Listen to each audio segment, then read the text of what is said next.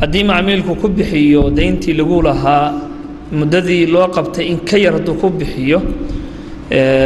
tusaalaan 2 sano ayaa loo qabtay markaas wuxuu ku bixiyey 1 sano 1 sano iyo bar discounti ma loo samayn karaa بسم الله الرحمن الرحيم مريا حلقة هورينا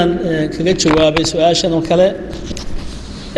هدي معاملكم مددي والعقد كصهر مريو وحق بنجي يقوليه إنه كتنازله أما كضعفه العقد فائدة هذا قيب كاملة لكن العلماء وحيليهين وإن شرط اللي قصيقلي هدي شرط اللي قصيقل ما بنانا